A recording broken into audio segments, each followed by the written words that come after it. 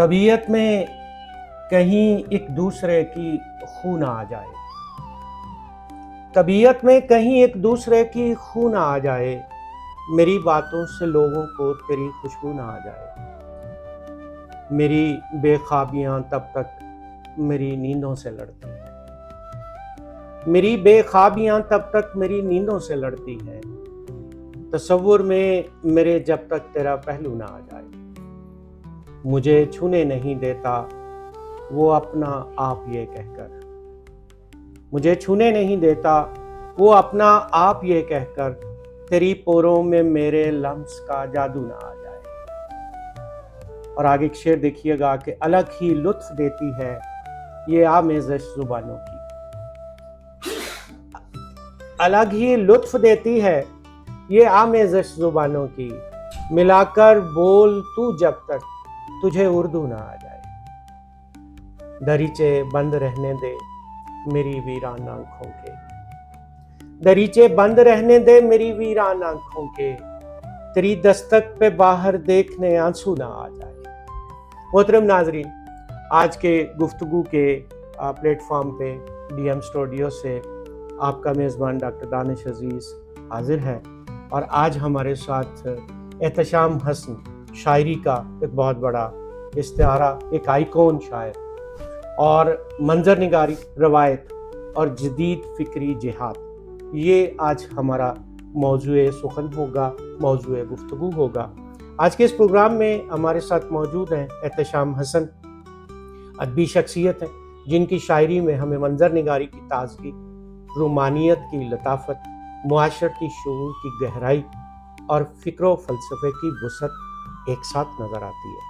ان کی شاعری روایت سے جڑی ہونے کے باوجود جدید تقاضوں سے ہم آہنگ بھی ہے، اور یہی امتزاج ان کے اسلوب کو منفرد بھی بناتا ہے۔ آج ہم ان سے جاننا چاہیں گے کہ شاعری کو وہ کس نظر سے دیکھتے ہیں، ان کے شعری محرکات کیا ہیں، اور اردو شاعری کے مستقبل کے بارے میں ان کا ویژن کیا ہے۔ آئیے گفتگو کا آغاز کرتے ہیں۔ محترم احتشام حسن صاحب، آپ کو گفتگو کے پلیٹ فارم پہ خوش آمدید۔ جی بہت شکریہ، میں آپ کا دعا منتہا کا تہہ دل سے شکریہ ادا کرتا ہوں کہ اتنے خوبصورت پلیٹ فارم پہ، جہاں میں دیکھ رہا تھا کہ آپ بہت دل جمی کے ساتھ ادب کے لیے کام کر رہے ہیں، تو وہاں مجھے آپ نے مدعو کیا اور بہت محبت سے بلایا۔ آپ جب بھی بلاتے ہیں محبت سے بلاتے ہیں، اور اس بار بھی آپ کا وہی محبت بھرا انداز تو وہ کھینچ لایا، تو میں بہت آپ کا شکر گزار ہوں، اور امید کرتا ہوں آپ خیریت سے ہوں گے، ٹھیک ہوں گے، آپ کی صحت اچھی ہے، ماشاءاللہ خوش خرم رہیے۔ جزاک اللہ۔ اچھا جی، آج کی گفتگو کا آغاز ہم ایک سوال سے کرتے ہیں کہ آپ فکری شناخت کو شعری حوالے سے کس زاویے سے دیکھتے ہیں، اور آپ کا ادب کا سفر جو ہے وہ کیسے شروع ہوا؟ دیکھیں، ادب کا سفر بڑا کامنلی یہ سوال پوچھا جاتا ہے، تو ادب کا سفر یہ ہے کہ یہ انسان کا بلٹ ان ہوتا ہے۔ جو شاعری ہے یہ بیسیکلی اس کا بلٹ ان ہے، اس کے اندر کا، اس کے وجود کا حصہ ہے۔ تو جب بھی انسان کو یہ محسوسات ہوتی ہیں کہ وہ فکری لحاظ سے اپنی جو اس کے خیالات ہیں وہ ان کو اتنی جامع انداز میں بیان نہیں کر پا رہا، تو وہ ایک اندر کی تڑپ ہوتی ہے انسان کی، وہ ظاہر سی بات ہے کہ وہ اس کو فکر کی طرف راغب کرتی ہے۔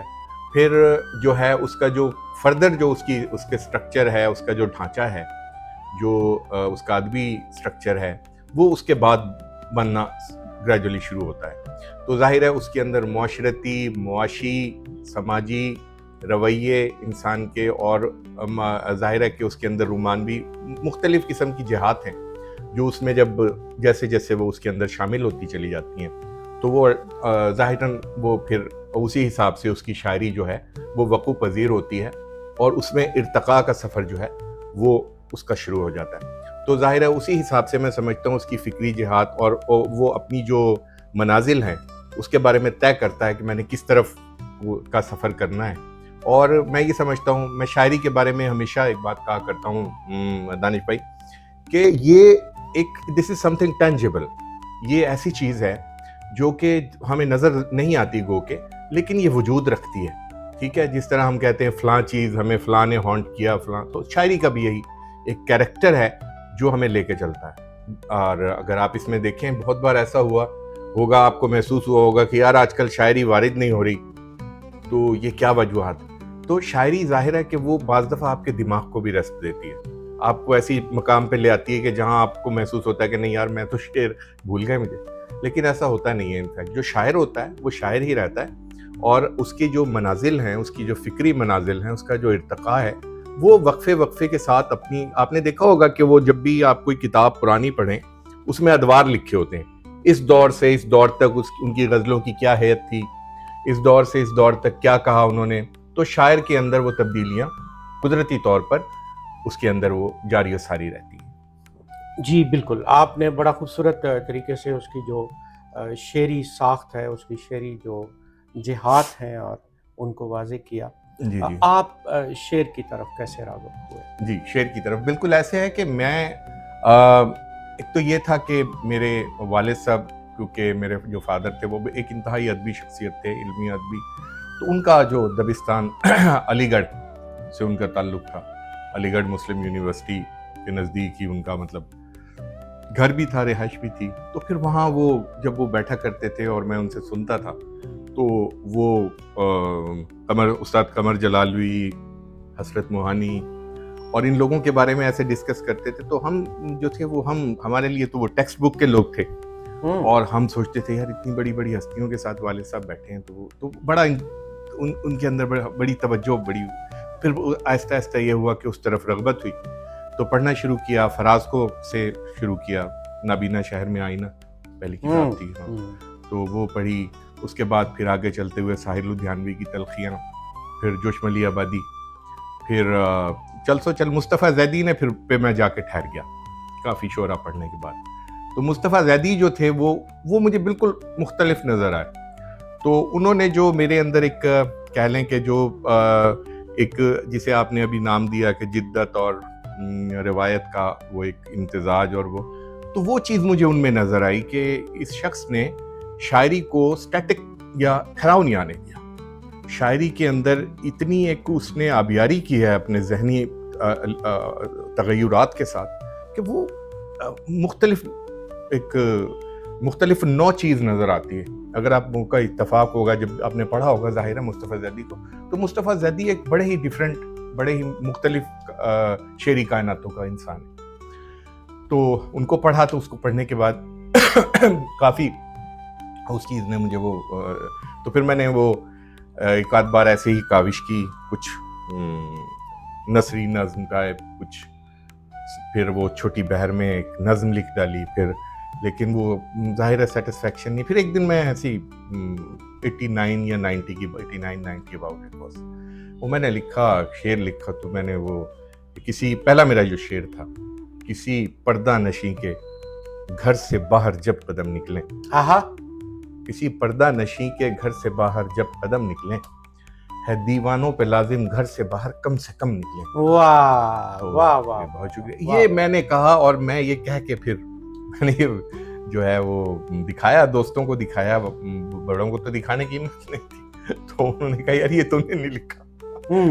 میں نے کہا یہ ایسے ہی ہوتا ہے کہ انسان ظاہر ہے کہ اس کے اندر جو پوشیدہ صلاحیتیں ہیں، اگر وہ ان کو اپنے اندر ایلیویٹ نہیں کرتا، ان کو فائنڈ آؤٹ نہیں کرتا، یا کوئی لازمی نہیں ہے کوئی تیسرا شخص کرے، کوئی اور کرے، تو انسان کو خود بھی اپنے آپ کو اگر وہ ریویو کرتا رہے، اپنا وہ کتھارسس کرے، اپنے آپ کو ایویلویٹ کرے، یعنی تو پھر اس کو نظر آتا ہے کہ یار ہاں میں یہ اس طرف کا آدمی ہوں، میں اس قبیل کا شخص ہوں. یہ شان نزول کیا تھا اس شعر کا؟ یہ میرے خیال ہے 89 تھا یا 90 تھا. 89 یا 90 تھا. تو یعنی ہم یہ سمجھیں کہ رومان بھلے 89 کا ہو یا 1889 کا ہو، یا 1789 کا ہو، 1689 کا ہو، یا پھر اب آنے والے آئندگان 89 میں بھی ہو، تو رومان ویسا ہی رہے. رومان ویسا ہی رہے. ہاں، رومان تو پروان چڑھتا ہے.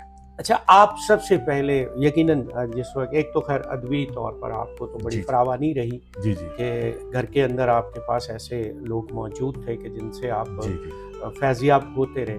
लेकिन बहरहाल हर एक अच्छा जो राइटर होता है उसको मज़ीद अपनी नोक पलक संवारने के लिए बिल्कुल बिल्कुल किसी उंगली की ज़रूरत पड़ती जी, है कि बिल्कुल। जो जिसको पकड़ के वो चले। आगे अपना सफ़र बिल्कुल। आगाज़ कर सके। बिल्कुल बिल्कुल तो कौन सी ऐसी शख्सियत थी कि जिससे आप मुतासर हुए या आप फैज़याब? मैं ये समझता हूँ कि मुझे अगर तलमीज़ुर रहमान कहा जाए हाँ, तो वो गलत नहीं होगा। बेशक वो तो हम सब वो हैं, गलत नहीं होगा। अल्हम्दुलिल्लाह। देखें, अपनी इब्तदा के अंदर इंसान बहुत सी अगलात करता है और अगलात जो हैं वो सिखाती हैं उसको, और वो किसी भी उस्ताद से बेहतर सिखाती हैं। जब आप मुताले के बाद शायरी शुरू करते हैं तो आप, मेरे हिसाब से अगर आप समझ के पढ़ रहे हैं तो आप 50-60% सीख चुके होते हैं। आपको अंदाज़ा हो जाता है कि रिदम क्या है, बीट क्या है, इसका अंदाज क्या है, ये इसमें वो कि ये जो उरूज हैं और अफ़ाइल हैं ये आपको बाद में इनसे रोशनास होते हैं।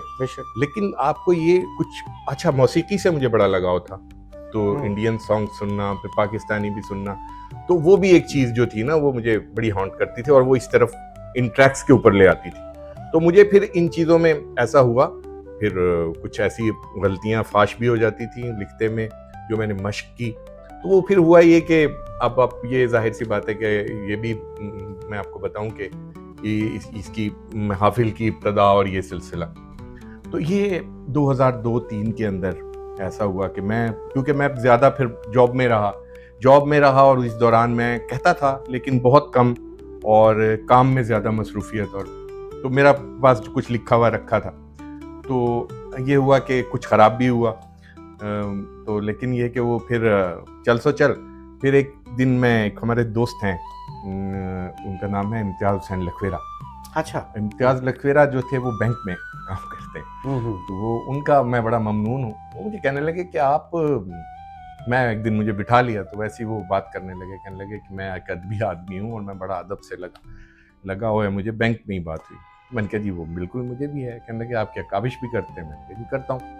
तो मेरे उस वक्त मोबाइल में, वो मोबाइल छोटे मोबाइल हुआ करते थे, उसमें कुछ चीज़ें थी, मैंने उनको वो सुनाई। मैंने कहा यार आप तो बहुत अच्छा लिखते हैं, कुछ मामला थोड़े से उसूल कवायद के नज़र आ। मैंने कहा जी बिल्कुल होंगे, मैंने कभी भी इस हवाले से लिखा ही नहीं सिंस 89-90 कि मैं इसको कहीं प्रेजेंट करूं, कहीं पे जाके मैं इसको पढ़ूं। कहने लगे आप 10-12 साल से, मतलब मैंने कहा मेरे पास मेरी मश्क है मौजूद। कहने लगे आप ऐसा करें, आप वो एक हमारा फोरम है मुचलिस्तान इल्मी अदबी फोरम, तो वहाँ जाए। मैंने कहा जी ठीक है। वहाँ वो इनका सिलसिला चल रहा था, एक स्कूल था उसमें शाम को, तो वहाँ जाना होता था। तो मैं वहाँ अपना वो जो मेरा वो आर्काइव था, वो पूरा ज़ख़ीरा, कुछ 7-8 रजिस्टर थे, इस पे मेरी मश्क थी, वो मैं लेके चला गया। तो मैंने वहाँ ले जाके रखा, तो यार लोग कहाँ से परेशान हो गए, कहने लगे ये क्या। उन्होंने बताया कि ऐसे ऐसे मेरी मुलाकात हुई है शाम साहब। तो वहाँ कुछ चीज़ें सुनाई, कुछ पे बहुत दाद मिली, कुछ पे वो लोग चौंके, कुछ पे खामोश हो गए।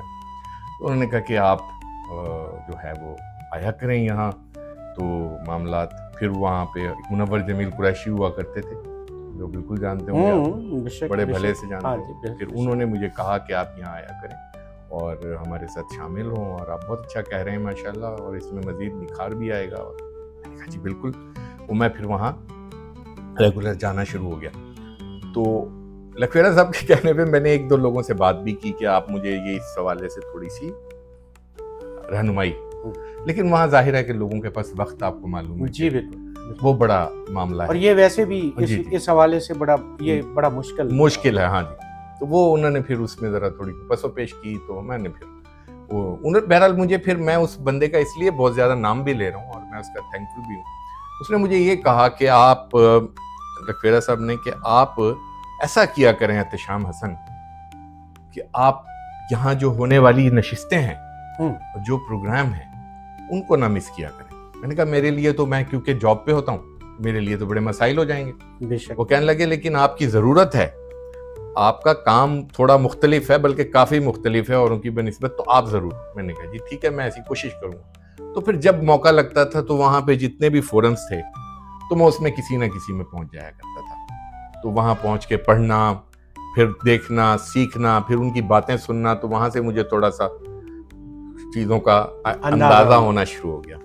और मैंने फिर उसके अंदर जो मेरी अगलात थी, जो मामलात थे, जो उरूजी وہ تھیں چیزیں تھیں، ان کو پھر میں نے، لیکن جو تخیل تھا، خیال تھا اور چیزیں تھیں، کرافٹ تھا، وہ ایک میرا کافی شروع سے ہی بلڈ اپ ہو گیا۔ یہ ماشاءاللہ مشق سخن سے رزق سخن تک کا سفر جو جی ہوتا جی ہے یہ بڑا ہی انمول ہوتا ہے، بے شک اور بے شک، ہمیشہ یاد رہنے والا یہ سفر ہے اور یہ موقع ہے۔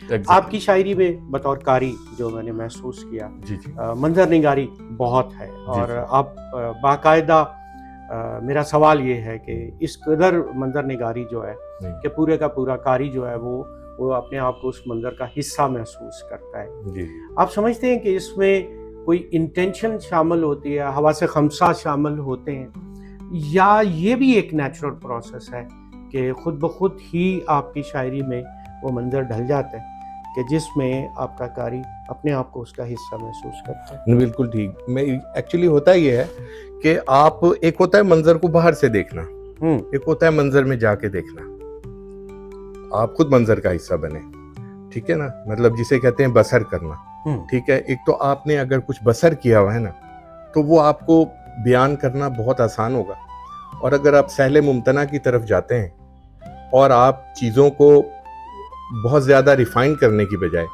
ٹھیک ہے، ان کو تھوڑا سا را سے اٹھا کے درمیان میں رکھ کے بیان کرتے ہیں، تو وہ ایک نارمل قاری کی سوچ ہے، وہ ایک ایسے شخص کی سوچ ہے، لے مین کی سوچ ہے، عام انسان کی سوچ ہے، ٹھیک ہے، جو وہ سننا چاہتا ہے، جو وہ کہنا چاہتا ہے۔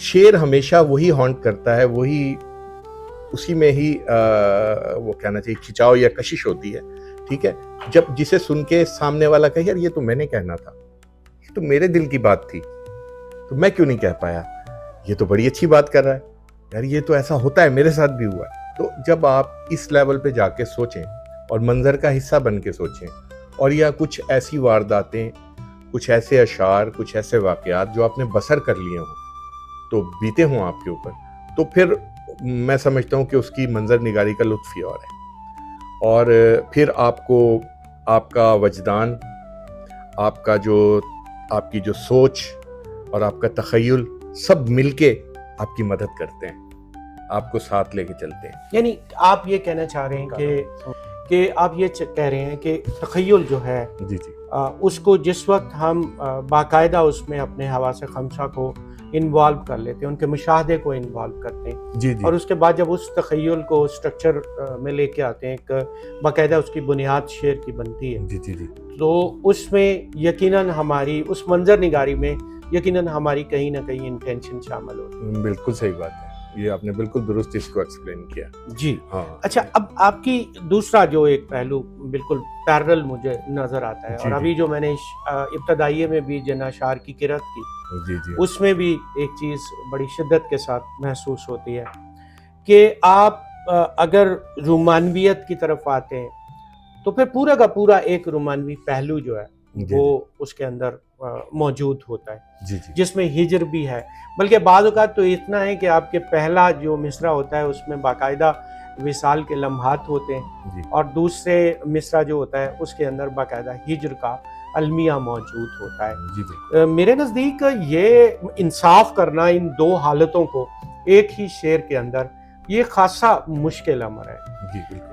اس معاملے میں آپ نئے آنے والوں کو کیا کہیں گے؟ کیونکہ آپ کے متعلق تو بطور قاری کی حیثیت سے میں یہ جانتا ہوں جی جی کہ آپ دو زمانوں کو ایک شعر کے اندر، دو مختلف کیفیات کو ایک شعر میں لانے کے حوالے سے میرے نزدیک تو بہت ماہر ہیں۔ جی جی آپ نے یہ مہارت کیسے حاصل کی اور آگے کیا مشورہ دیں گے؟ دیکھیں، جب بھی آپ، سب سے بڑی بات ہے کہ شعر کو اس کے پورے لوازمات کے ساتھ کہنا شاعری سے انصاف ہے، اور میں مطمئن نہیں ہوتا جب تک میں یہ نہیں سمجھتا کہ میرا شعر خدا نہ خواستہ دو لخت تو نہیں ہو گیا، کیا میرا شعر اولا اور ثانی ایک دوسرے کو جسٹیفائی کر رہے ہیں، ایک دوسرے کو سپورٹ کر رہے ہیں، ساتھ دے رہے ہیں، پہلی بات، ٹھیک ہے۔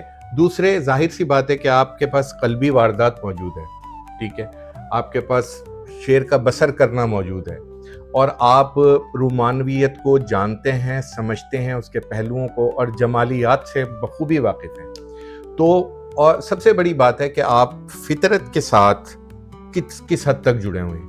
جو آدمی فطرت سے جڑا ہو نا سر، تو اس کی شاعری کے اندر وہ جھلکے گی، نظر آئے گی. میں یہاں پہ نام لوں گا نذیر قیصر صاحب کا, ٹھیک ہے, تو آپ یہ دیکھیں کہ ان کا مصرع حرف فطرت سے جڑا ہوا ہے. جب وہ مطلب قرات کرتے ہیں اپنے اشعار کی تو سننے والے کو ایسا محسوس ہوتا ہے وہ کسی باغ میں گھوم رہا ہے, کسی چمن میں گھوم رہا ہے, اس کے ساتھ یہ ایسا ہوا ہے کہ وہ جا رہا ہے اور بارش ہو رہی ہے. تو یہ اس طرح کا منظر نگاری کرنا اور اس طرح سے وہ تو یہ ایک تو آپ کو مشق, آپ کا میں نئے لکھنے والوں کے حوالے سے کہ مشق سب سے بڑی چیز ہے. اور آپ جس بھی اس کے اندر جہت کے اندر شعر کہنا چاہتے ہیں, ٹھیک ہے, خواہ وہ معاشرتی ہے, ٹھیک ہے, خواہ وہ رویے ہیں, انسانی رویے ہیں, ٹھیک ہے, اس کے علاوہ خواہ وہ قلبی واردات ہے, تو آپ مطالعہ ضرور کریں. مطالعہ جو ہے وہ, اور خاص طور پہ میں یہ کہوں گا کہ روایتی شعراء کا مطالعہ کبھی نہیں چھوڑنا چاہیے. ہمارے یہاں جو ریت بنتی جا رہی ہے اور رواج بنتا جا رہا ہے کہ کچھ شعراء کو آئیکونکلی سیٹ کر لیا گیا ہے, اور نام نہیں لوں گا, آپ اس کو بہتر سمجھتے ہیں, ان کو آئیکونکلی سیٹ کر لیا گیا ہے, وہ آئیڈیلائز ہو گئے ہیں ہمارے نئے شعراء کے. اور آئیڈیلائز ہونے کی وجہ سے یہ ہوا ہے کہ ہمارے جو روایتی شعراء تھے جنہوں نے کہ وہ بنیادوں پہ کام کیا, شعری بنیادوں پہ, جن کی وجہ سے ہم شعر کہہ رہے ہیں, ہم ان سے دور ہوتے چلے گئے اور دور ہوتے جا رہے ہیں دن بدن, اور ہم دوسری طرف جا رہے ہیں. جدت کا مطلب یہ نہیں ہے کہ آپ نئے شعراء کو پکڑ لیں, جدت کا مطلب یہ ہے کہ آپ روایت کے فریم ورک کے اندر رہ کر, اور آپ جو ہے جدیدیت کو یا جو بھی آپ معاملات دیکھتے ہیں, جو بھی آج کے مسائل ہیں, ٹھیک ہے, کسی چیز کا, گھڑی کا, موبائل کا, میں بھی باندھتا ہوں اپنے اشعار میں, صرف اس میں لے آنا, واٹس ایپ لے آنا, یا کمپیوٹر کا کچھ ایسے مطلب چیزوں کا, یہ جدیدیت نہیں ہے. جدیدیت یہ ہے کہ آج جدید مسائل کیا ہیں, آج آپ کے لوگوں کے مسائل کیا ہیں, آپ کے لوگوں کے جو ضروریات کیا ہیں, جو کہ بنیادی طور پہ پوری ہیں. یہاں پہ ایک چیز حسین مجروح صاحب کی, ان کا ایک جملہ جو ہے نا وہ میں ضرور شیئر کرنا چاہوں گا. مثلا وہ کہتے ہیں کہ ہمیں شاعری میں خبرنامے سے بچنا چاہیے. جی جی. تو جو اور ورسیفیکیشن اور پوئٹیفیکیشن کو انہوں نے بڑے کمال کے انداز جی, وہ تو ایک بالکل, ہاں, کہ آپ بیسیکلی تو آپ کا کام ورسیفیکیشن نہیں ہے, پوئٹیفیکیشن ہے. بالکل صحیح. اب جیسے آپ نے ابھی بات کی, معاشرتی مسائل کو یا معاشرتی جو اس وقت انحطاط ہے, جی جی, یا معاشرتی رویے ہیں, یقیناً یہ ایک بڑی باریک سی لائن ہے پوئٹیفیکیشن اور ورسیفیکیشن میں. جی جی. آپ یہاں پہ کیا سمجھتے ہیں کہ جب میں نے معاشرے کے اندر کسی ایک پہلو جو ہے ہمارے معاشرے کو, کوئی ایک فرد ہے, جی جی, عورت ہے, مرد ہے, بچہ ہے, اس کے ساتھ اس کے استحصال کو اگر میں نے شعر میں باندھنا ہے, تو میرا اہتمام کیا ہونا چاہیے کہ میں ورسیفائی نہ کر رہا ہوں, میں پوئٹیفائی کر رہا ہوں. اس میں آپ کیا اس کو کس طرح سے واضح کرنا چاہیے؟ دیکھیں, پھر بات وہی آ گئی کہ آپ اگر منظر کو محسوس نہیں کرتے, منظر کے اندر نہیں جاتے, اگر آپ چیزوں کو اپنے آپ کو وہاں رکھ کر نہیں سوچتے, ٹھیک ہے, تو جیسے آپ نے کہا بچے کا معاملہ ہے, خاتون کا معاملہ ہے, تو یہ آپ اپنے اوپر لے کے دیکھیں کہ کیا پین کی کیا صورتحال ہوتی ہے, درد کہاں جاتا ہے, کیا خیال بنتا ہے, ٹھیک ہے. جیسے وہ اکثر مافتاب جاوید پڑھتے ہوتے ہیں وہ شعر کے, وہ ایک میں نے وہ جو اس کی وہ ٹانگ کاٹ دی تھی اونٹ کی نا, تو اس کے اوپر بڑے لوگوں نے لکھا, تو میں نے پھر اس پہ ایک شعر وہ بہت سوچا کہ اس پہ کیا لکھا جا سکتا, کہ آج صحرا اداس ہے یارو, آج صحرا اداس ہے یارو, ریت پر ایک نقش پا کم ہے. ہاں, واہ واہ واہ واہ واہ واہ واہ. یعنی آپ نے جیسے اسی اگر ہم شعر کو دیکھ لیں, تو اس میں یقیناً اگر آپ پوئٹیفیکیشن اور ورسیفیکیشن کیا تھی کہ اس کی ٹانگ ٹوٹ گئی اور وہ زمین پر اب ایک پاؤں کم ہے, اب اس کو پوئٹیفائی کریں گے تو آپ نے اس کو ایک باقاعدہ استعارہ اور پھر اشارہ کنایا اور وہ سارے جو سنایا بدائے اور در و بست جو ہے وہ اس کے نشست و برخاست جو ہے اس کا اہتمام کیا. بالکل, کہ اگر ہم ان چیزوں کو, یعنی اس کا مطلب تو یہ ہوگا کہ ایک شاعر کو ورسیفیکیشن, تو اس کو اگر یہ عروض کا فن آ گیا تو وہ ورسیفیکیشن کرنا تو سیکھ کر لے گا, جی, وہ لکھ دے گا, بیانیہ دے گا. لیکن پوئٹیفیکیشن کے لیے اس کو سب سے پہلے شعری محاسن پہ عبور چاہیے, پھر اس کے بعد اس کو بسر کرنا چاہیے. بالکل ٹھیک بات, آپ کے کہنے کا مقصد. جی جی. اچھا, اب یہاں پہ جو بات خبر نامے کی ہے, جیسے مجروح صاحب کی بات میں نے شیئر کی, اس خبر نامے سے ہم نے کیسے بچنا ہے؟ خبر نامہ مثال کے طور پہ اس وقت جو ایک جنگی ماحول ہے جی اور آپ اپنے ملک کی نمائندگی کرنی ہے، آپ نے مسلمانوں کی نمائندگی کرنی ہے، آپ نے اپنے لوگوں کی نمائندگی کرنی ہے، جی تو ایٹ دیٹ ٹائم آپ اس جو نعرے سے کیسے بچیں گے جو کہ انٹ ہمارے شہر میں جی ہمارے جو وہاں دیکھیں نعرے سے بچا نہیں جا سکتا، ٹھیک ہے. نعرے کا پھر وہی بات آ جاتی ہے کہ نعرے کو آپ نے یہ دیکھنا ہے کہ میں نے اس کی پوئٹیفیکیشن کیسے کرنی ہے، جیسے آپ نے کہہ دیا. تو اگر وہ آپ کا بیانیہ اس حساب سے بنتا ہے تو ضرور کہیے، لیکن میں یہ نہیں سمجھتا کہ آپ معاملات کو جیسے ہیں وہ ویسے ہی اٹھا کے بیان کر دیں. مثلاً بائی نیم بھی بعض لوگ لکھ دیتے ہیں اور بڑا اسٹیٹ لکھ دیتے ہیں، جو کہ میرے حساب سے ٹھیک نہیں ہے. وہ کسی کی شخصیت کے اوپر اگر آپ کی وہ جا رہی ہے بات تو وہ ٹھیک نہیں ہے. آپ کو اس انداز میں بیان کرنا چاہیے کہ وہ چیز محسوس ہو، پڑھنے والے کو بھی محسوس ہو کہ یہ غلط تھا، یہ درست تھا، یہ ٹھیک ہو رہا ہے، یہ ٹھیک نہیں ہو رہا.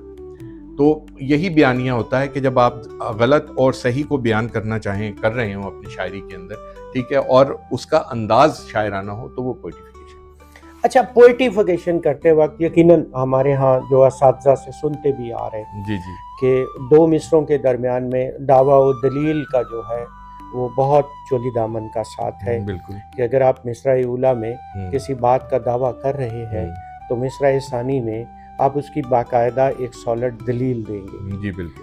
آپ کے نظر میں کیا ایسا کرنے سے وہ جو آمد کی شاعری ہے وہ آورد کی طرف نہیں منتقل ہو جائے گی؟ جی جاتی ہے، ہوتا ہے.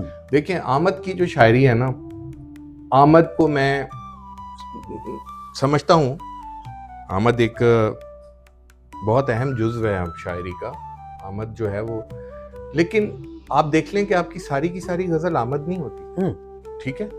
تو آورد جو ہے نا، آورد یہی آپ کے جو برین سٹارمنگ کہہ لیں، آپ کے دماغ کا وہ کیا کشادگی، ٹھیک ہے، یہ آورد کرتا ہے. ٹھیک ہے، آوردی آپ کو مائل کرتا ہے سوچنے کے اوپر، آوردی آپ کو مختلف جہتوں کی طرف لے کے جاتا ہے. آپ دیکھ لیجئے کہ آپ اگر آمد کا ہی حوالہ ہے تو کوئی چیز ایک بار اتری ہے تو وہ پوری غزل آ جانی چاہیے، ایسا ہوتا نہیں. کچھ آمد و الہام کا ہوتا ہے نتیجہ، جی جی، کچھ شعر نکل آتے ہیں آورد پہ. آورد پہ، ہاں ماشاءاللہ. تو اچھا، آپ کی شاعری میں بھی بطور ایک، میں دوبارہ سے وہی کہوں گا کہ ناقد ہونے کا یا اس کی تفہیم کرنے کا مجھے دعویٰ ہرگز نہیں ہے، جی، لیکن ایک بطور طالب علم، ایک بطور اسٹوڈنٹ، نہیں آپ آپ ماشاءاللہ ہونے کے بڑا آپ کی شاعری کے اندر جو فکری پہلو ہے اور فلسفے کا پہلو ہے، جی جی، آپ خود بذات خود کیا اس بات کو تسلیم کرتے ہیں کہ یہ دو چیزیں آپ کی شاعری میں؟ اور دوسری بات، اگر ہے تو کیا ایسی چیز تھی جس نے آپ کو اس طرف مائل کیا کہ آپ اپنی شاعری میں فلسفی بھی لائیں، دلیل، جو دلائل کے ساتھ بات کریں؟ جو میں پھر کہوں گا کہ جو میں نے آغاز میں قرأت کی اس میں وہ باقاعدہ ایک دلائل موجود ہیں، ایک سالڈ دلیل موجود ہے. تو اسی طریقے سے جو آپ شاعری کر رہے ہیں اس میں فکر بھی موجود ہے. جی. اچھا، وہ فکر جو ہے وہ روحانی بھی ہے، وہ معاشرتی بھی ہے، وہ شخصی بھی ہے، وہ انفرادی بھی ہے، وہ اجتماعی بھی ہے، اور وہ والی فکر بھی ہے کہ جس کو ہم اولیاء لوگوں سے یا صوفیاء لوگوں کے ساتھ منسلک کرتے ہیں. معرفت کی بات آپ اس پہلو کو اپنی ذات کے حوالے سے کس طرح سے منعکس کریں گے؟ جی دیکھیں، یہ ہوتا ہے، ایسا ہوتا ہے جب آپ میں نے آپ کو پہلے بھی کہا کہ میری ایک کوشش رہی کہ میں وہ ریپیٹ نہ کروں، وہی بات آ گئی کہ ورسیفیکیشن ہی نہ کروں. ہاں ایگزیکٹلی، ٹھیک ہے نا، وہی چیز ہے کہ ورسیفیکیشن نہ کروں، اس کو پوئٹیفائی کروں. تو پوئٹیفائی کے اندر جب آپ اشعار شعر میں اپنے فکر کو ڈھالتے ہیں تو کبھی بھی آپ شاعری کو فلسفے سے الگ نہیں کر سکتے، کبھی نہیں کر سکتے، نہ چاہتے ہوئے بھی. فلسفہ اور صوفیزم دلیل آ جائے گی اور دلیل اس کے اندر در آتی ہے. یہی شاعری کا حسن ہے، ٹھیک ہے، یہی خوبصورتی ہے. بہت کچھ غالب نے بھی سوچ کے نہیں کہا، میر نے بھی سوچ کے نہیں کہا، جان نے بھی سوچ کے نہیں کہا، اور جب وہ لکھ دیا اس کے بعد پتہ چلا تو آپ نے دیکھا ہوگا، میں نے ایک انٹرویو میں پاس میں آپ جب سب سے ڈسکس ہو رہا تھا، میں نے کہا تھا کہ شاعر پیدا ہوتا ہے، شاعر بنتا نہیں ہے. ہاں یہ اس میں کوئی شبہ نہیں. جی استاد محترم کاشف سجاد صاحب کہتے ہیں کہ یا جی. شاعر ہوتا ہے یا نہیں ہوتا. بہت بھائی یہ درمیان والی کوئی کوئی ایسی کیفیت دلیل نہیں ہے، کوئی ایسی بات. آپ دیکھ لیں کہ جس نے بھی زبردستی شاعر بننے کی کوشش کی ہے، ٹھیک ہے، اس کی لائف زیادہ نہیں ہے اور وہ خود چھوڑ گیا ہے، ٹھیک ہے، یا کچھ ایسے محرکات ہوئے جس کی وجہ سے وہ وقت نے اسے خود ہی وقت نے ایک طرف کر دیا. جی وقت ہی خود بخود بہت بڑا. تو اس لیے ہم تو یہ فیصلہ کرتے بھی نہیں ہیں کہ کون کب تک رہے گا کب تک نہیں رہے گا. تو اور بہت سے لوگ ہیں وہ چپٹے ہوتے ہیں، چمٹے ہوتے ہیں شاعری کے ساتھ، لیکن ان کا جب ہم دیکھا جائے سنا جائے تو ان کا لینا دینا کوئی نہیں ہوتا. کچھ اور معاملات ہوتے ہیں جنہوں نے اس کے ساتھ جوڑ کے رکھا ہوتا ہے. تو جو شاعر لوگ ہیں نا، تو بلکہ میں آج آپ کے سامنے یہاں بیٹھا ہوں تو میں ذکر کروں گا کہ شاعر ایسے بنتے ہیں جیسے اظہر عباس، ٹھیک ہے نا. تو شاعر ایسے آتے ہیں، شاعر ہمارے ہاتھ کے پالے ہیں سامری کے نہیں، سامری کے عصائے موسیٰ کہاں آستین پہ چلتا ہے. دیکھیے اب آپ دیکھیں کہ کس اس پہ کیا جا کے معراج پہ جا کے کہا بلندی گیا ہے، بہت بلندی پہ جا کے ایسے اشعار کہے ہیں. شاعر عطاء العزیز جیسے ہوتے ہیں، ہاں بہت کمال کے شاعر، بہت کمال. اور ایک مطلب اب یہ ذکر تذکرہ بعد میں ہوتا، لیکن میں پہلے ہی یہ کر رہا ہوں کہ میں عصر حاضر میں اگر ہم دیکھیں ڈیوڈ پرسی کو آپ سنیے، ٹھیک ہے. تو باقی آپ کی تو میں الگ سے بتاؤں گا کہ آپ ایک دانش عزیز بھی ہیں. اچھا چلیے جی، ہم اب اس سے پہلے کہ وہ انجمن ستائش باہمی کی طرف، ہاں وہ بعد میں کر لیں گے. ایک اہم سوال آپ سے کرنا چاہوں گا جی کہ جی اس میں کوئی دو رائے نہیں ہے کہ کلاسیکی ادب نے جو ہے یا کلاسیکی شاعری ہے اور کلاسک کے جو شعراء نے شاعری کو ایک بڑی مضبوط بنیاد فراہم کی. جی آپ کلاسیکی روایت سے کس حد تک متاثر ہیں اور کس خیال اور کس جو ہے وہ مکتبہ جو شعری فکر ہے اس سے آپ متاثر ہوئے یا آج بھی آپ سمجھتے ہیں کہ آپ پر ان کی چھاپ ہے؟ سر میں ایک ہی شاعر ہیں جو آپ گھوم پھر کے اپنے حصار میں لے لیتے ہیں اور وہ ہر دور کے شاعر ہیں اور ہر دور میں رہیں گے. میاں مرزا نوشا، ہاں وہ یعنی وہ اس میں بامسمہ ہے، اس میں بامسمہ ہے، وہ غالب بالکل غالب سو غالب ہیں. یہ قطن میں ٹیکسٹ کے حوالے سے نہیں کہہ رہا کہ انہوں نے اتنی تکالیف کاٹی، اتنے وہ میزریبل حالات میں وہ رہے، اس کے باوجود آپ یہ دیکھیں کہ وہ ہمیں اتنا بڑا خزینہ دے گئے اپنے دیوان کی صورت میں، اپنی شاعری کی صورت میں، کہ وہ سنبھالے نہیں سنبھلتا. آج بھی اس کے اوپر اتنی ریسرچز ہو گئیں، اتنے معاملات ہو گئے، لیکن وہ ہر دور میں وہ اپنے آپ کو منوائیں گے، منواتے آئے ہیں اور آگے بھی منوائیں گے. یعنی غالب کی شاعری کو میں سمجھنے کے لیے پی ایچ ڈی کی ضرورت ہے. بالکل، ان کی شاعری کے اوپر پی ایچ ڈی تو ایک الگ سی بات ہے. بالکل، اس کی شاعری کو سمجھنے کے لیے بھی آپ کو جو ہے وہ پڑھا لکھا ہونا ضروری ہے. پڑھا لکھا ہونا، لیکن ان کی شاعری لے مین کو بھی سمجھ آتی ہے. وہ اپنی ان کی مطلب ہمہ جہت، تو ان جہتوں میں سے وہ اپنے حساب سے ہر آدمی اپنا مطلب نکالتا ہے. تو کیا آپ نہیں سمجھتے کہ اس دور میں اگر ایک طرف جو ہے وہ بہت سیل ممتنع کی شاعری ہو رہی تھی جی، اور دوسری طرف جو ہے وہ اردو معلیٰ کو جو ہے انہوں نے اپنا ذریعہ اظہار بنایا، تو یہ کہیں نہ کہیں اپنے وجود کو ثابت کرنے کی جنگ تھی. دیکھیں اگر وہ سیل ممتنع سے ہٹ کے اور ریختہ کی طرف آئے، یا انہوں نے آپ کہہ لیں کہ اپنی بنت کو مختلف رکھا، کرافٹ کو دوسروں سے، اور تو یہ ان کی اپنی ذات کی جنگ سے بڑی اردو کا سروائیول تھا. اگر وہ یہ کام نہ کرتے تو بہت سے الفاظ مفقود ہو جاتے ہماری زبان سے، جو آج ہم سنتے ہیں، اور ہم واقعی شکریہ ادا کرنا چاہیے غالب کا کہ انہوں نے ان کو مرنے نہیں دیا، وہ ایک ڈکشن کو زندہ رکھا. جی، آج آپ کیا سمجھتے ہیں جدید شاعری میں بڑے نئے تجربات ہوئے، جی، لباس در آیا، جی جی، اور اب ہاتھ کے زیورات در آئے، جی جی، اور پھر اس کے بعد چہرے پہ لگائے جانے والے کاسمیٹکس در آئے. جی بالکل. تو آپ بذات خود جدیدیت کے پہلی تو جدیدیت ہے کیا آپ کی نظر میں؟ جی جی. اور پھر آپ کیا سمجھتے ہیں کہ یہ جو آج جس کو جدیدیت کا نام دیا جا رہا ہے، اور کیا واقعتاً وہ شاعری کے زمرے میں آتا ہے؟ جی بالکل آتا ہے جی. جو اپنے انداز سے جدیدیت کو بیان کر رہا ہے، ہر دور میں ایسا ہوتا ہے، ہر دور میں جدیدیت بیان کی جاتی ہے. جو آج ہمیں روایت لگ رہی ہے وہ کسی وقت میں جدیدیت ہوا کرتی ہے. آج جو لوگ جدیدیت بیان کر رہے ہیں اور اپنے انداز سے، میں جا کے وہ روایت بن جائے گی. ٹھیک ہے. آج جو لوگ جو کچھ بیان کر رہے ہیں، کمرشلزم آ گیا. ٹھیک ہے. اور کمرشلزم آ گیا. میں نے آپ کو تذکرہ کیا تھا، پہلے بھی عرض کی تھی کہ جو جدیدیت ہے اس کا جو کرکس ہے، اس کا جو ایسنس ہے، ٹھیک ہے، وہ یہ ہے کہ آپ کی معاشرتی معاملات پہ گہری نظر ہو. ٹھیک ہے. اور وہیں سے رومان پھوٹتا ہے، وہیں سے آپ کے رویے نکل کے آتے ہیں سامنے. ٹھیک ہے. وہیں سے معاشرتی اقدار آپ کے سامنے آتی ہیں، پھر آپ ان کو بیان کرتے چلے جاتے ہیں اکثر اپنے سامنے رکھ کے. لیکن جب آپ اس کو صرف اور صرف تماشے کا ذریعہ بنا لیں یا معاش کا ذریعہ بنا لیں، یہ شاعر جو ہے نا جی، یہ زمانے پیدا کرتا ہے، یہ جنریٹ کرتا ہے. ٹھیک ہے نا. اور یہ لوگوں کی فکر کی جو رستے ہیں وہ متعین کرتا ہے، وہ منزلیں بناتا ہے. ٹھیک ہے.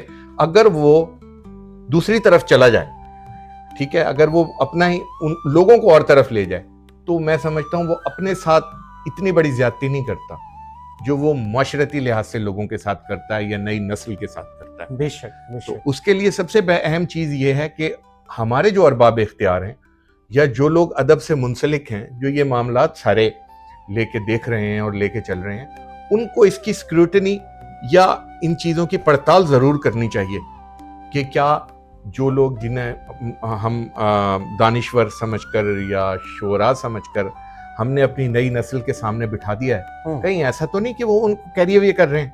وہ اصل مقصد سے، اصل ادب سے، اصل شاعری سے دور لے کے جا رہے ہیں. وہ ایک لکھاری کو جو ہے جی وہ اس راہ سے بالکل الگ کر رہے ہیں. تو نوجوان نسل جو ہے وہ ہمارا بہت بڑا سرمایہ ہے. اور میں سمجھتا ہوں کہ اگر کوئی بھی شاعر ہے تو اس کی ذمہ داری بنتی ہے کہ وہ ان کو الفاظ سے بھی روشناس کرائے، ڈکشن بھی بتائے، وہ ان کو روایت سے بھی روشناس کرائے اور اسی میں جدیدیت شامل کرے. اچھا، اب اگر میں اس سے اگلے ایک سٹیپ پہ چلتے ہیں کہ جیسے بڑے مختصر سی اگر ہم کچھ اسکیل قسم کی ڈیفینیشن مابعد جدیدیت کی نہ کریں، جی جی جی، تو اس میں یہ آ جاتا ہے کہ ابہام ہے، علامت ہے، اور بڑی غیر یقینی سی کیفیت کو بھی آپ اپنے شعر میں لے کے آ جاتے ہیں، آپ اس کی بنت میں لے کے آ جاتے ہیں. تو وہ مابعد جدیدیت کے قریب کی ایک تعریف بن جاتی ہے. بہرحال وہ میں مابعد جدیدیت سنا بہت ہے، میں نے پڑھا نہیں ہے کہ وہ کیا.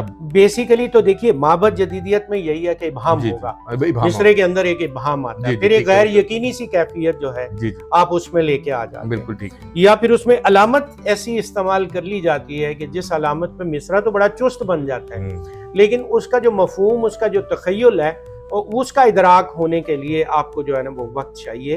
اور یقیناً آپ، اور پھر اس کے مختلف پہلو بھی ہوں گے. آپ اس کو کسی اور نظر میں دیکھ رہے ہوں گے، میں اس کو کسی اور نظر میں دیکھ رہا ہوں گا، سامنے والا اس کو کسی اور نظر میں دیکھ رہا ہوگا.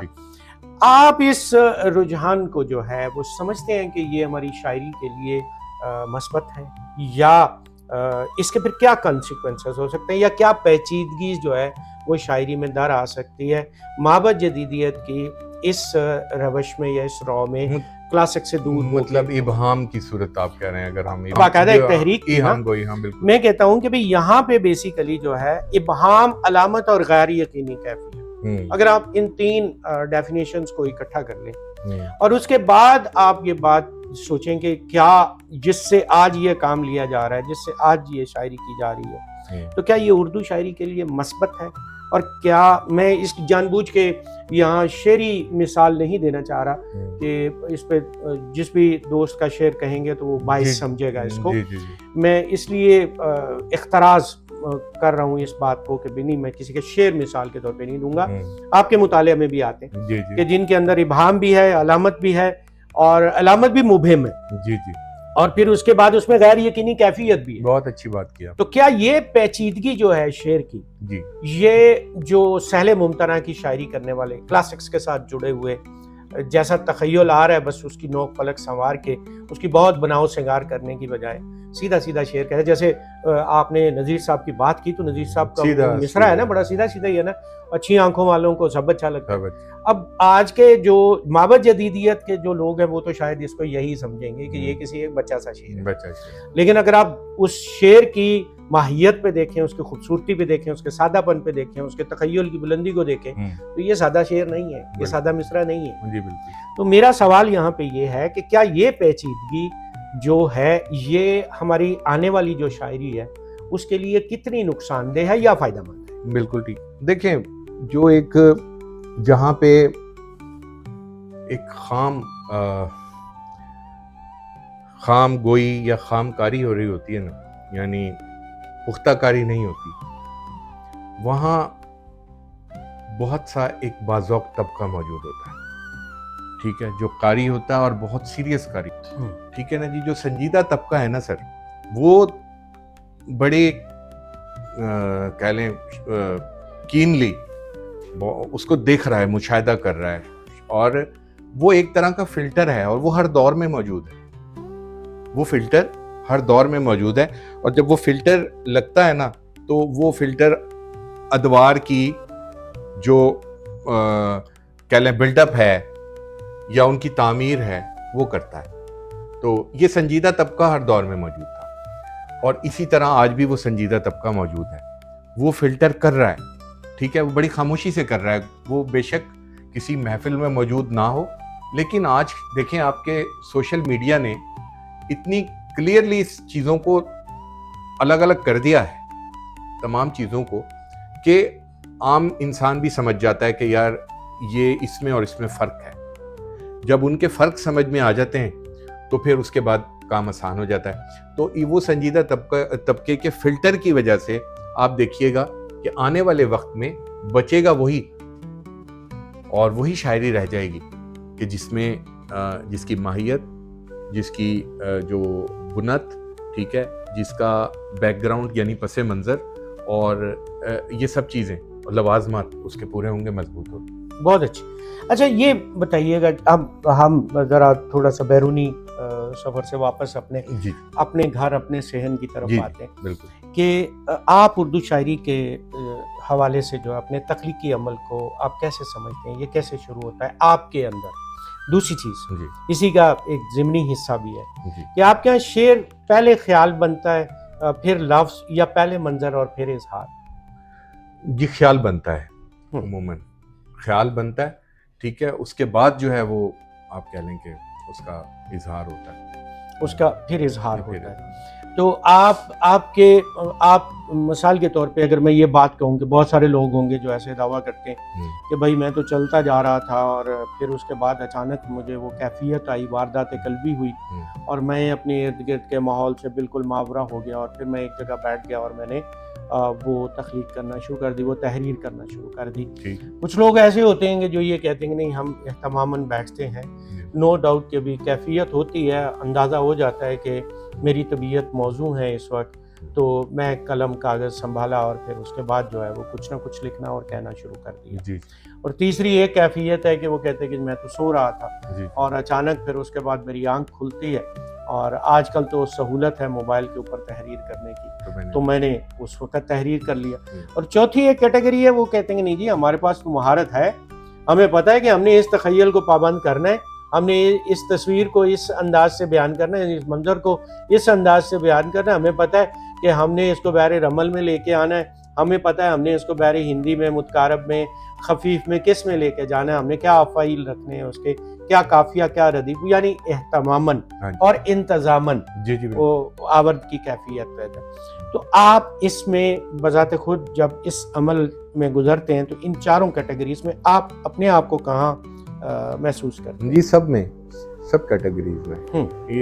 یہ وہ وارداتیں ہیں جو شاعر کے ساتھ ہوتی ہیں, تمام ہوتی ہیں, آپ کوئی اسپیسیفک نہیں ہے, آپ اس کے اندر اپنے آپ کو پابند نہیں کر سکتے کہ میں سو کے اٹھوں گا تو مجھے خیال نہیں آئے گا, میں رستے میں ہوں گا. تو بہت بار ایسا ہوتا ہے بائک آپ کو سواری ایک طرف لگا کے اور پھر وہ لکھنا پڑتا ہے, اور وہ بعد میں پھر اس کا وہ ایک سلسلہ چل نکلتا ہے, آپ بھی بہتر سمجھتے ہیں آپ خود دیکھ.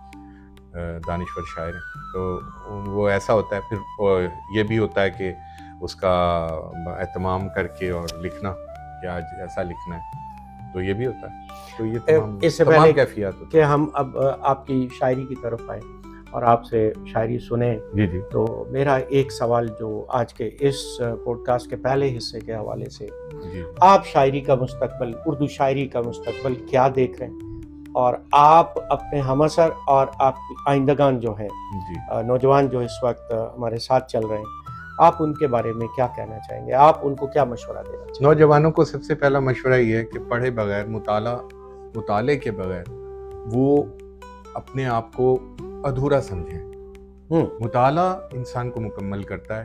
جب وہ اس لیول پہ مطالعہ کر لیں اور ان کی جو سمجھ بوجھ کا جو معیار ہے وہ سمجھتے ہوں کہ وہاں آ گیا ہے کہ جہاں وہ کوئی مصرع کہہ سکتے ہیں، اور تو پھر وہ ضرور کہیں.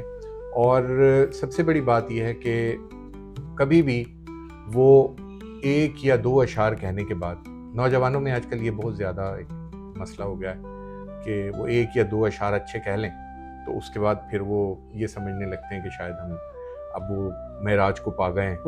تو ایسا نہیں ہوتا. شاعری ایک بالکل آن گوئنگ، ایک یہ جیسے اپناتی ہے ویسے چھوڑ بھی دیتی ہے. اور شاعری جب تنہا کرتی ہے نا بہت برا کرتی ہے. پھر تو اس لیے شاعری کے ساتھ مذاق نہ کریں. شاعری بہت سنجیدہ معاملہ ہے، اور اس کو ایسے لینا کہ یہ شاید کوئی کھیل تماشا ہے، ایسا بالکل بھی نہیں ہے. کھیل تماشے والی شاعری الگ ہوتی ہے، وہ آپ کو پتہ ہی ہے. آپ شعری اصناف جس میں نعت ہے، جس میں نظم کی مختلف جہات جو ہیں، جی جی اس میں حمد بھی ہے، اس میں نعت بھی ہے، منقبت بھی ہے، جی سلام بھی ہے، مرثیہ بھی ہے، نوحہ بھی ہے، پھر آگے اور غزل کا تو پھر اپنا مزاج ہے. جی. تو آج آپ ہمیں کس چیز سے آغاز کریں گے شاعری میں کے حوالے غزل سے؟ سے ہی آپ کو آغاز کروں. جی جی بسم اللہ. تو میرا جو بھی اوڑھنا بچھونا زیادہ، میں بالکل نعت بھی کہتا ہوں، اور کافی نعتیں نعت کہی ہیں، حمد بھی کہی، اور میں آج جی بسم اللہ بسم اللہ. تو بسم اللہ آپ عطا کریں ہاں. انشاءاللہ. قریب خود کو میرے اور تم ذرا کرنا، آہا کتاب پڑھ کے ہی ممکن ہے تبصرہ کرنا. بھائی بہت اچھے، بہت اچھے، بہت اچھے. واہ واہ واہ.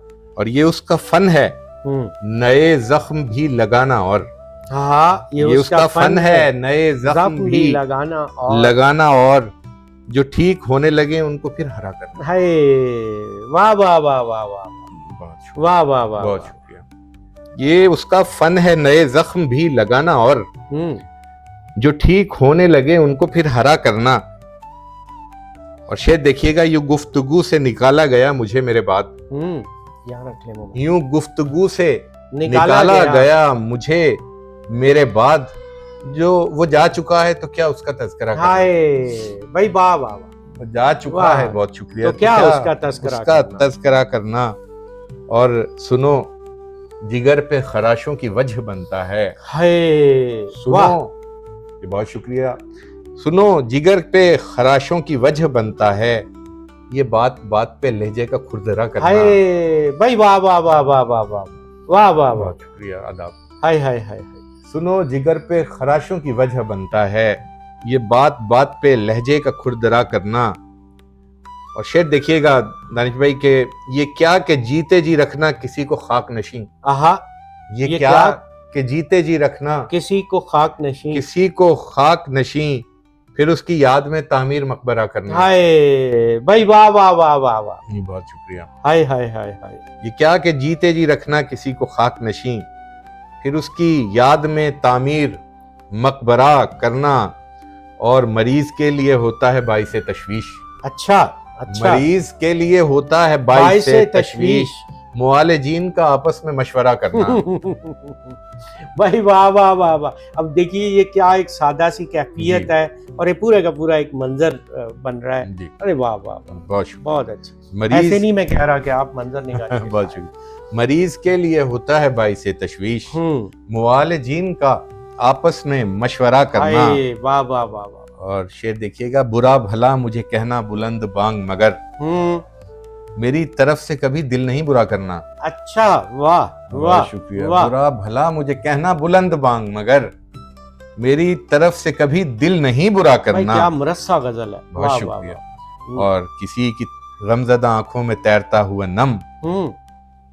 شعر دیکھیے گا. کسی کی غمزدہ آنکھوں میں تیرتا ہوا نم اور اس پہ لوگوں کا افسوس اوپرا کرنا. اور اس پہ لوگوں کا افسوس اوپرا کرنا. واہ واہ واہ واہ واہ. بہت شکریہ بہت شکریہ. اور مقطع اس کا دیکھیے گا کہ یہ گر نہ سیکھ سکے تم حسن درختوں سے اجڑ کے خود کو دوبارہ ہرا بھرا کرنا. بھائی واہ سبحان اللہ سبحان اللہ. کیا زندگی کی طرف دوبارہ سے آنے والی بات جو میں نے آپ سے پہلے بھی آپ کی شاعری کے حوالے سے بطور قاری میں یہ سمجھتا ہوں کہ اس میں امید کا عنصر ہے. جیسے ناصر کی شاعری میں ہوتا ہے کہ وہ پوری غزل میں کہیں وہ پوری غزل کے اندر ایک مزاج چل رہا ہوتا ہے. کہیں ہجر کی بات ہو رہی ہے, فراق کی بات ہو رہی ہے, مایوسی کی بات ہو رہی ہے, لیکن وہ غزل کا اختتام ہمیشہ جو ہے وہ ایک ہوپ پہ ایک امید پہ.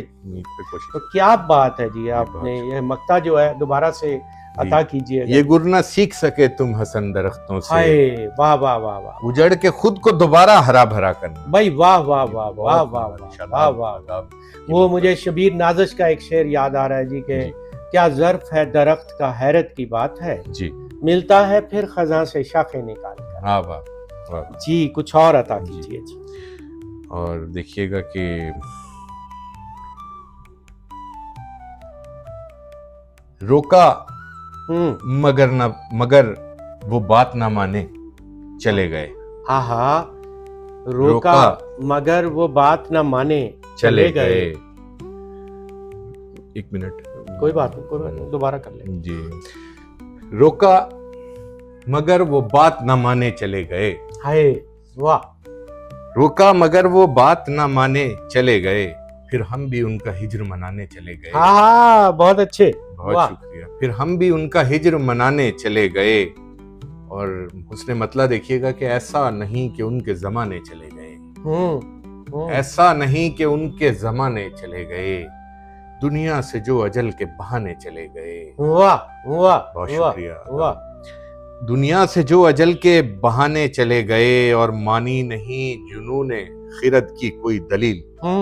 مانی نہیں جنون خرد کی کوئی دلیل مایوس ہو کے سارے سیانے چلے گئے. بھائی واہ واہ واہ واہ واہ واہ. اور آپ دو بڑی یہ کو کیا خوبصورتی سے نبھا رہے ہیں. واہ واہ واہ. مایوس ہو کے سارے سیانے چلے گئے اور موجود ایک ہجوم تماشے تلک رہا. بہت اچھے. موجود ایک ہجوم تماشے تلک رہا کردار اپنے اپنے نبھانے چلے گئے. بھائی بہت اچھے. بہت شکریہ. کردار اپنے اپنے نبھانے چلے گئے. اور شعر دیکھیے گا کہ ہم وہ نہیں کہ جس سے ذرا چپ کلش ہوئی. ہم وہ نہیں کہ جس سے ذرا چپ کلش ہوئی اس کے عدو سے ہاتھ ملانے چلے گئے. واہ واہ واہ واہ واہ. بہت شکریہ. ہم وہ نہیں کہ جس سے ذرا چپ کلش ہوئی. بھائی بہت اچھا. اس کے عدو سے ہاتھ ملانے چلے گئے اور خود پر نئی عمارتوں کا اوڑھ کر کفن. خود پر نئی عمارتوں کا اوڑھ کر کفن زیر زمین شہر پرانے چلے گئے. بہت اچھے. بہت اچھے. زیر زمین شہر پرانے چلے گئے اور آخر میں رہ گئے وہاں ایک وہ اور ایک میں. آخر میں رہ گئے وہاں ایک وہ اور ایک میں. محفل سے جتنے لوگ تھے جانے چلے گئے. واہ واہ. محفل سے جتنے لوگ تھے جانے چلے گئے اور بے دخل ہم جہاں سے ہوئے پھر اسی جگہ. بے دخل ہم جہاں سے ہوئے پھر اسی جگہ اپنی رہی صحیح بھی گنوانے چلے گئے. بہت اچھا. اپنی رہی صحیح بھی گنوانے چلے گئے اور بے سمت راستوں کی خبر ہم کو تھی حسن. مقطع دیکھیے گا.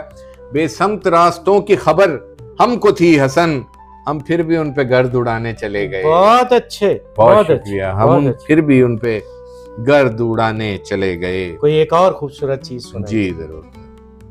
دیکھیے گا شاعری کے حوالے سے یہ کہ اپاہج سوچ کے آگے توانا شیر کہنا.